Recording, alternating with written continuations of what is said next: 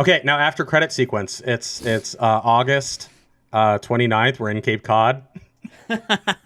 No, I was gonna say There's a pickup truck running outside. A guy the beach. I was a like, guy why is that truck on the beach? with a chin strap beard. Yeah, and the a hat and hat, suspenders. He actually has a horse and buggy waiting for him.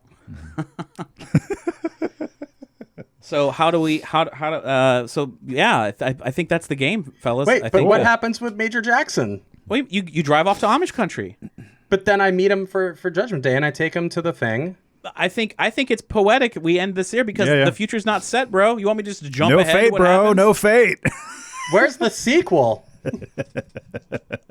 That's if you guys wanted to do it again. That's that we can't. That's neither here nor there. That's.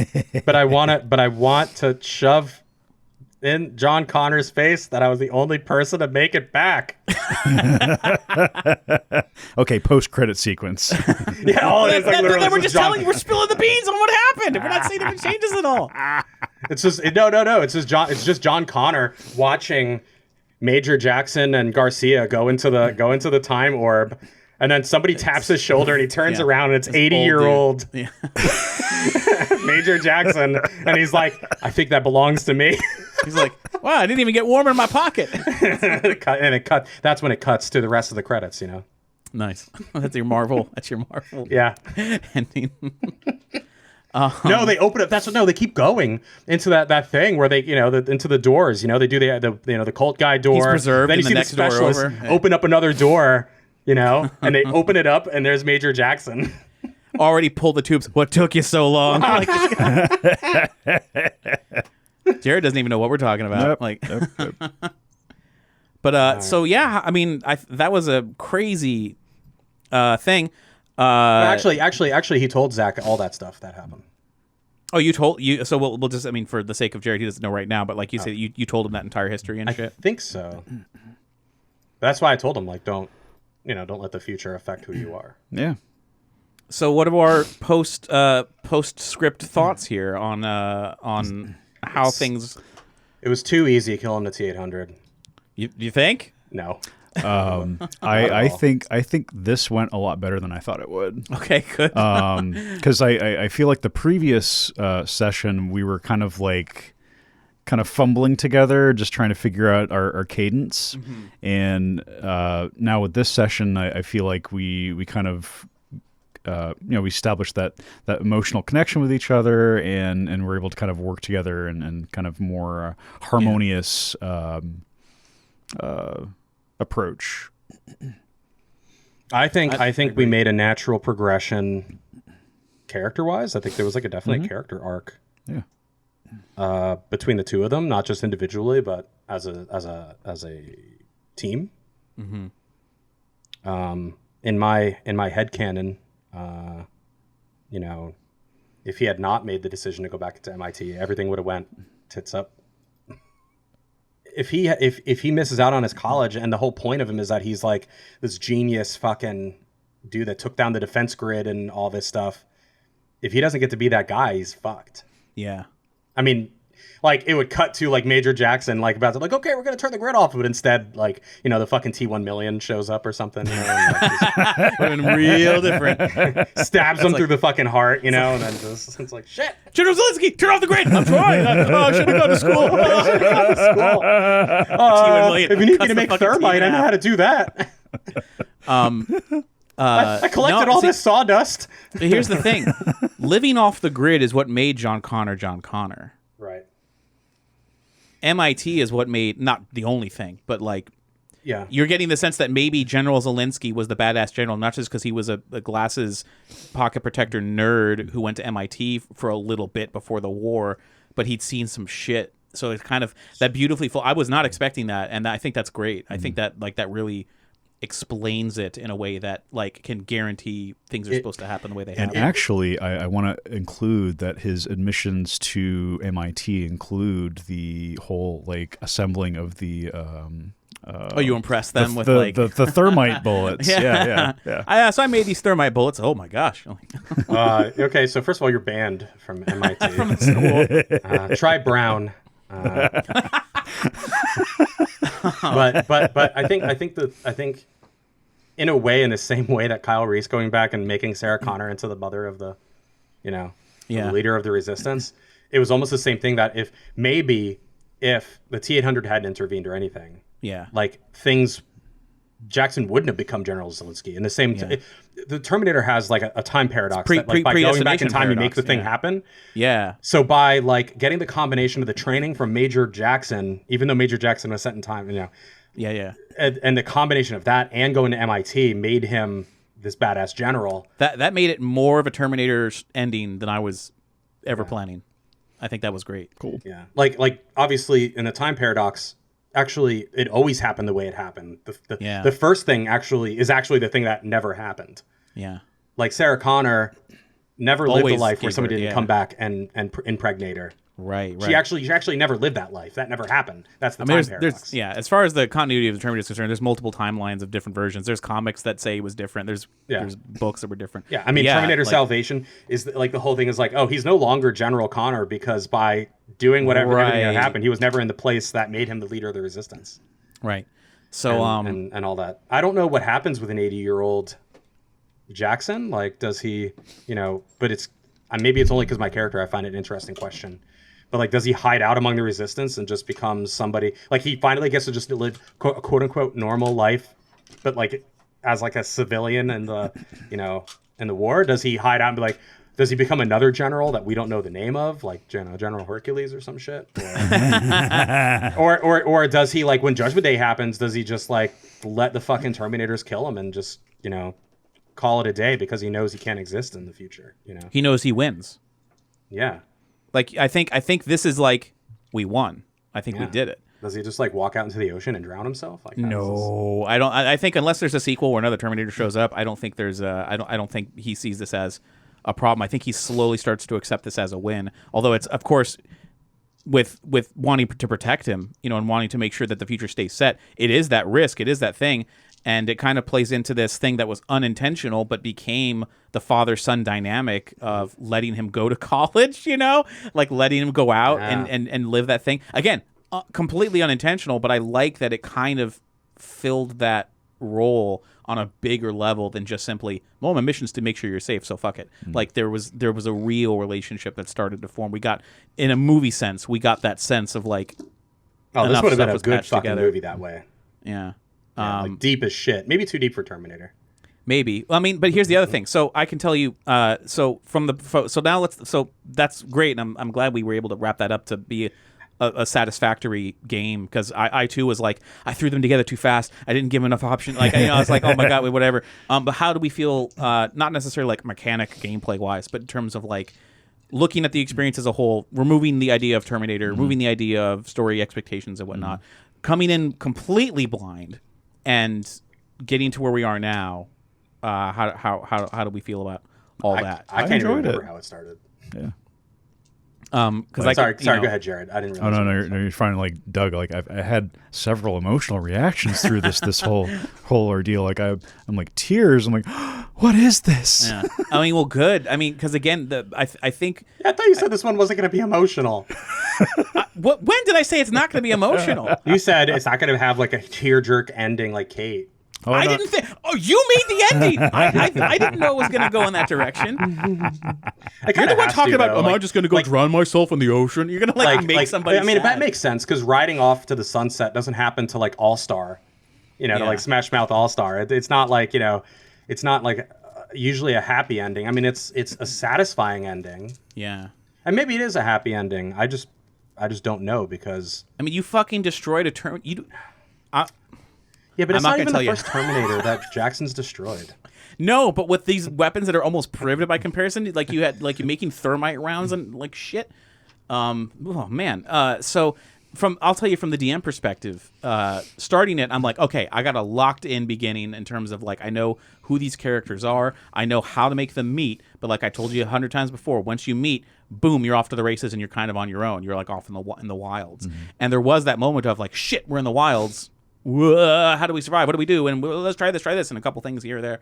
But then I do like I didn't know if you guys were going to go back to DC. I didn't know if you guys were going to get the fucking boat. I'm preparing like for all these other possible contingencies. But it was interesting that it really ended up ending at this like steel mill like in Pennsylvania that is oddly still like reminiscent but different in its own way. There's a lot of woods and shit nearby, and with the rain coming in and everything, that was random fucking chance rolling on the table, because I didn't know if it was going to mess with his sensors or anything. These were all things that we were just making it up on the fly as it went, and the fact that it ended the way it did, where you actually did successfully kill the Terminator, I wasn't trying to pull a fast one on you where it's like, well, as soon as they leave, he's going to stand up and dust himself off like it was nothing, because the amount of damage that was done to him, that there's tipping points in terms of like whatever, and you've crossed several tipping points, so he's not going to get up and just be like, surprise motherfucker, and just like start opening up with with a machine gun again. But as a player, that wasn't clear, right? But that's, on it's purpose. not supposed to be. Obviously on purpose. But that's why I was like, because I'm thinking I just watch the thing and make sure the deed's done, like I can't, and that's what I literally can't leave.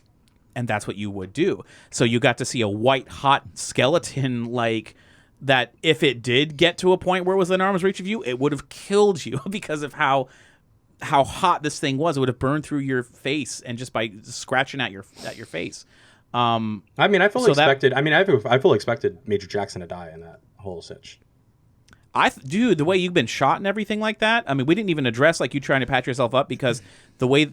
Now, if anyone listening, if you're still listening, like, well, he hasn't even shot twice, shouldn't he go to a hospital? It's like, yes, he could, but in the way that the game works, mechanic-wise, we can say that he easily patched himself up, like in the days we jumped over. There was no more danger, so we got out of combat roles. We didn't have to do a medical roll or anything like that. You would have had a first aid kit, stuff like that, and you have the knowledge and know-how. With enough time going by, you could have patched yourself up to where you could at least drive, and you will heal naturally every single day a certain number of body points. So you're not going to be up to full strength for maybe like a week or 2 weeks or something like that.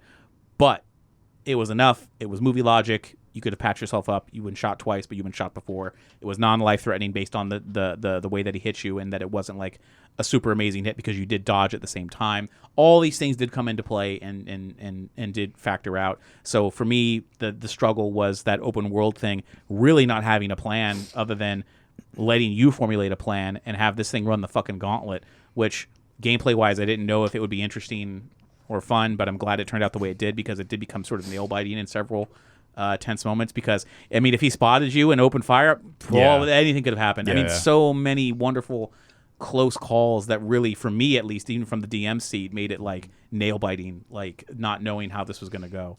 And really not a lot of hand-waving on stuff too, so that was good. But I feel like you were fair on both sides. I mean, in the sense that like you let us take risks, but you made sure they were risks. Yeah, I mean, and again, you're calling shots with a shotgun and everything. Like this all made it a really interesting experience that I don't necessarily recommend quite easily because of how intense the opposition is. You guys had a lot of prep time, and I wanted to give you that prep time because you did make a good, clean getaway on the last one. It wasn't just like, and 2 days later he followed your tire tracks. It's like, what? Like, how did that even? That doesn't seem well. And also, Jarrod's idea of taking the rails was actually pretty fucking smart, because not only are we making time on them, just because it's faster, but also it's more difficult to trace because we're not buying train tickets. We're hopping on a freight train. Right. But, and those run regularly, so it's not like you can. And you could technically, literally, you could follow the train tracks, but it's not the same as like footprints, or anything else like that. Yeah, I mean, how do you know what's on the train just from looking at the tracks? Yeah. And then like using the bikes to get around town. I mean, it might seem unconventional, like, it is a Terminator movie, shouldn't it be in like on a Humvee? It's like, no, this makes fucking sense. Like, I really liked living in that space a bit longer and giving you not just the time. I mean, even for the character development alone, it becomes interesting to spend that much time together. But then on top of that, to be like flesh out the world a little bit of like, this is what it's like when you're on the run. And it's not like in the movies where, okay, they successfully escaped the T-1000, they're going to go hide out in Mexico. And then it's like immediately like, no, I can't do it. I got to go back for emotional reasons. Here, you were like, I'll just call, let them know I'm okay. Yeah. There's bigger things at play. So this is, again, you both made it your own without kowtowing to like lore and shit, which I think also they was all I couldn't could really Me with absolutely no lore knowledge of the Terminator Right. series whatsoever. and they I mean, you've seen the and they movies couldn't at also- some Yeah, point. yeah. They couldn't do the Connor run off to Venezuela or Mexico or Right. some shit because they had to get back to Cape Cod. Like there was a finite location at a finite time to arrive in, and they couldn't risk, they didn't make it back for some reason. So I'm as far as an experiment goes, I think it was like, I don't know what I'm doing, because it was this was very different from Kate Was Here. This is very different from other games that I've run in terms of the choices and the statistics and the randomness and the openness of it. So I don't feel as confident running the open world thing like this as I was with other stuff. But it was a huge learning experience and learning curve for me. How do you guys feel about? I think I would not recommend somebody playing this game if they're not ready for the player death consequences. Yeah, because like you said, we came very fucking close, and Yeah. we were very. The only reason you didn't die was because you screwed up his aim and his face so bad before. And there's a lot of logistical things. I would recommend somebody plays it, but I guess what I'm saying is, don't expect a happy ending. Yeah. And here's the other thing I really want to compliment you guys with, is that even though I was the one who made the most out of tone jokes for most of it, and I've looked at other people who played their own homebrew Terminator games online in the meantime, just to see like what it's like. Yeah. A lot of people just resort to the humor side of it, which is, the second one has a lot of good jokes in it, but I never, in any of the ones that I saw, I never, as a viewer or even trying to put myself in their shoes, felt there was that much of a risk of death or like the feeling of being hunted and like fortifying yourself and like really being like, if this doesn't work, we gotta fucking run, because it's it's so intense. So hats off to you guys on keeping Thank you. even despite my jokes every now and then, keeping the tone consistent. That was tough for me because I'm always the funny guy. Yes, you are the one who cracks wise constantly. But we need that. but you both kept it focused, which was awesome, and made my job easier too. But that's why the tension gets to I'm like, I got to make a joke because we're getting kind of serious. But yeah, I don't know if we ever will visit the game again, because there's lots of other future stuff to do, and I love doing stuff based on existing movies as much as anyone else. But I think it's time to put on the big boy pants and try doing something. Something we can monetize on YouTube. Not in terms of that, but in terms of something that's like trusting. Again, these are all experiments. I'm doing this so that you guys have a good time, but I'm also trying to learn about doing shit on my own so that I can throw a new completely story. The surprise RPG, people do surprise RPGs all the time when they're doing a homebrew game they don't know what they're in for. So now it's time to maybe do a homebrew game that is wholly original unto itself, where you truly have no idea. There's no even big reveal of like, surprise, you're in this story now. It's no, you're just literally making it the entire way. So I think you're a normal person put in extraordinary situations. Yes. Yeah, and one that you have no reference point on like what's expected of you. That was the thing I had to keep from, but thank God I was supposed to be the expert. Like I played the guy that has like no Skynet in and out, because if I was Zach, it would be so hard for me to not constantly just know things I'm not supposed to know. Huh? Well, but that was all based on the characters you made. Jarrod made Zach. You made. But it worked out really Jackson. well, because if I had to be somebody who didn't know shit about Skynet, it would be difficult for me to separate what John knows versus what my character knows. Okay. Oh, Not that I consider myself like a super expert on Terminator, but I know. Well, you know more than I do. I know You're more talking about thermite and and other shit. Well, technically, the boiling point. Shut up, nerd. The melting point of this. Well, and I think that there could be, in our version, I like that in our version of Terminator, the Resistance is the one coming back with more information, as opposed to like in the real Terminator franchise, it's Skynet that comes back more powerful because of information it brought back from a time traveler. Yeah. Now it's actually the other way around, where the Resistance is going to get more powerful by coming back with information it didn't have before. You're gonna teach them Amish. You're gonna be they think you're teaching them farming tricks, but you're actually secretly teaching them like melee combat and like how to like reload weapons by like, oh, this is how you load like the grain feeder or whatever. And it's like, well, there is a thing for that maybe he just goes back and makes sure that they all survive through the apocalypse. We'll do a mini game that's a solo duet between you and me, where you teaching the Amish is like Ash in Army of Darkness, like teaching the medieval peasants like how to. This is my move stick. Yeah. Yeah, I know you're not generally a violent people, but let me show you how this works. I think it's cool. I think we couldn't have asked for a better. Obviously, we couldn't have asked for a better ending.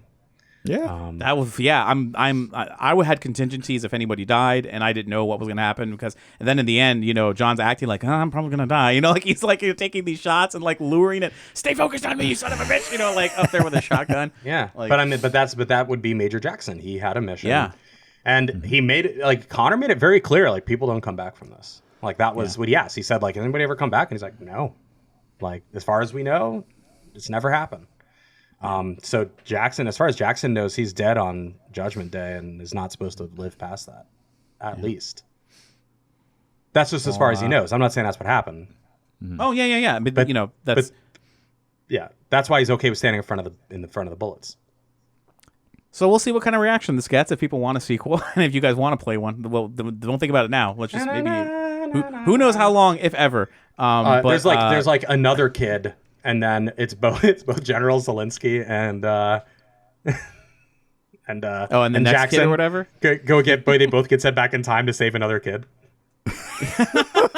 Except you're 80 now, and Zelensky's in his like 40s, 50s or whatever. Yeah. Oh, God. Yeah. Oh, God. It's a grumpy old man through time. Starring Jack Palance and Jack Lemmon. Oh, God. That is a fucking mix. Gosh. I want to know. I want to know what your contingent. I guess you can't tell us because you may. No, I ain't gonna tell you in case it ever comes up. In case, but yeah, there was thoughts. But I guess my question was that contingency? Like, what happened? What would happen if, like, in our first, for some fucking reason, we're being chased by the thing, and we just do something so badass that it just fucking died? The Terminator? Yeah. Like in the freak event, if Jarrod was like, I want to shoot it with my pistol, and let's see what happens, and it's just 6 on the wild eye, 6 on the wild eye, 6 on the wild eye. Like yeah, would you be like then like an orb opens and another T-800 comes out? I would have been like if something truly like incredible happened like that, where it's like you shot a pistol and it like did like 800 points worth of damage and like went through his fucking, I'd be like, it went through his eye and into the chip and it just clang falls down. I'd have been like, you're like, I don't even know what's happening. I just shot a guy. Like whatever. I think it may have been like you would be like, holy fuck, I can't believe it was that simple. But it really wasn't. But it really wasn't. And there must be another Terminator that shows up at some point. Yeah. But I would have given you a buffer. It would have been like, oh, another portal opens and he's like, now it's a T-1000. Yeah, like that would have been a little cheap. You see some liquid come out and it starts forming into a giant spider, and it's the T-1000. The T-1000. Yeah. Just starts, and it's a kaiju movie, which is just cutting down trees and shit with his long blades. Like, yeah, it becomes like Men in Black. In the unlikely event that you would have destroyed a T-800 like in the first sit down session, I mean, I would have played it out like an action film, like we'd have seen it through to the end. But if it was like one magical hit, then that's different than you chipping it away because of he flipped his car and then the car blew up, and I don't know, like there's any number of things. I would love to see like just somebody else play through this, but also I think I would just be listening the whole time, be like, no, don't do this thing instead. What the hell is wrong with you people? But it was your characters. If they made their own characters, it might be entirely different. That's the thing. Also, it doesn't even have to be the same content. I mean, it's not like we have an active world. Like it could literally just be 2 different entire things, and it's like our shit has nothing to do with it. I had toyed with the idea that if you did for a sequel, let's just say for argument's sake, we did another game. I don't know what it would be. I'd have to think about it. But you save the day and you stop Judgment Day. Do we then say, I don't think these physics work in a Terminator universe, but just bear with me. You stop Judgment Day and you blow up all the Skynet, all the Cyberdyne. There's no more records. They'd have to start from scratch, and then like Jackson just like fades away, like he sees like through his hand and just like fades away. And Zack is standing there like, wow, I guess we really did prevent it, and I'll miss the major, but no one will know that he existed but me. But then we say, all right, we fade out, but fade in.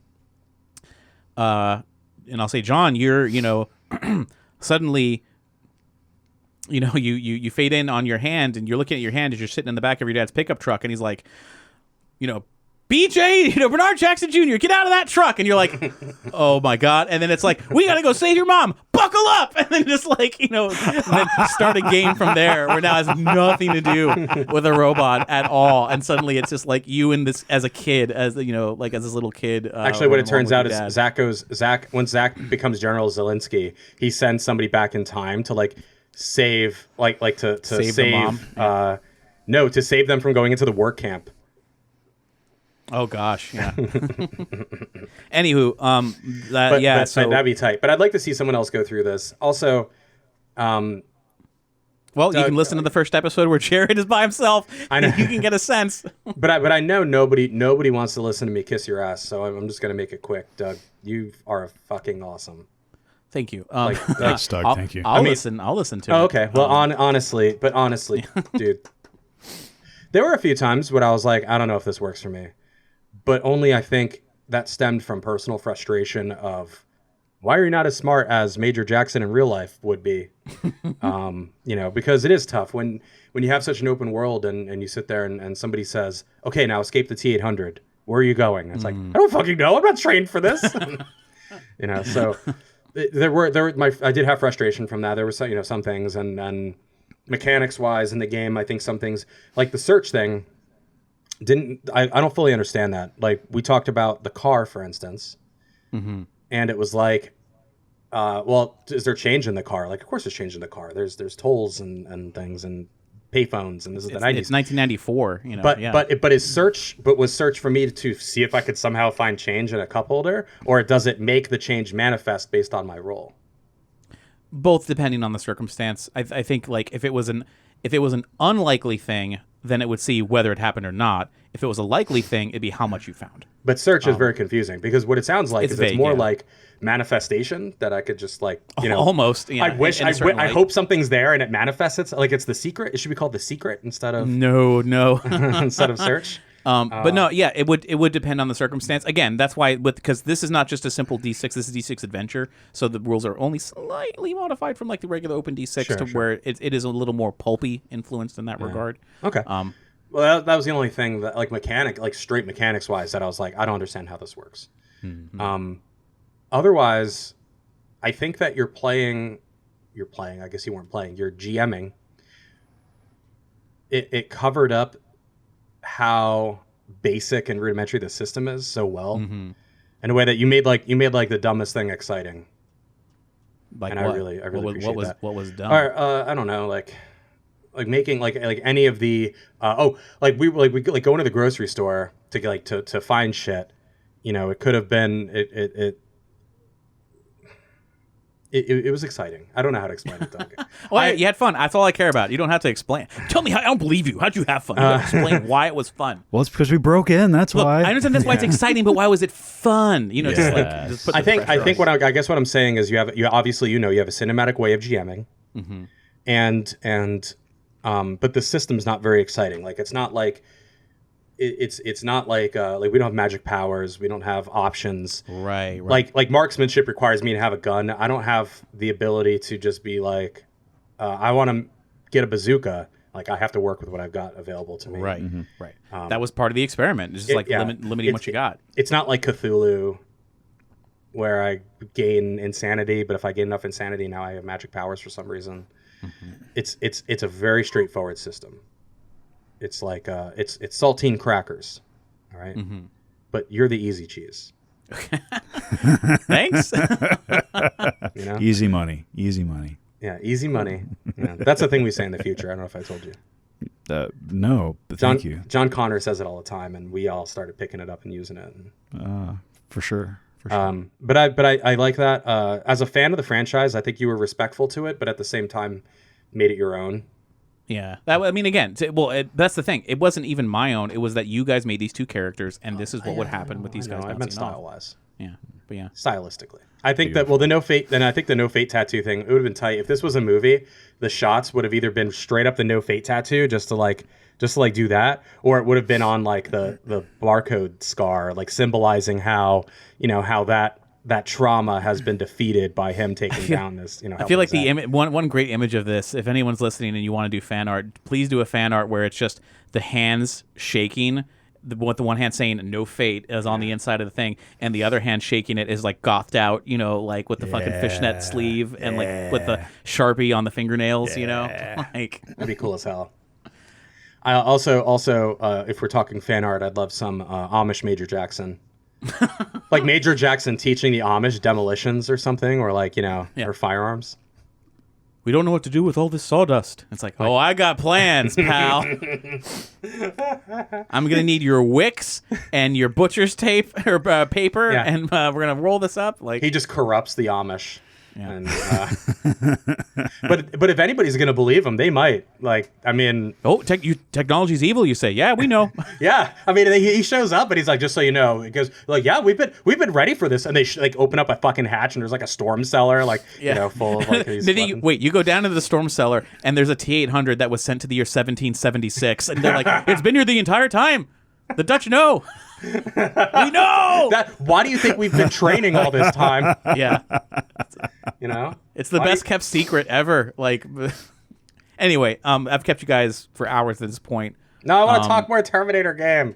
We can keep it social. It doesn't have to be part of the thing, but I thank you both so much for sticking it out. Yeah. And for thanks for prepping all of this stuff. Yeah. I mean, honestly, Doug, this was not sticking it out.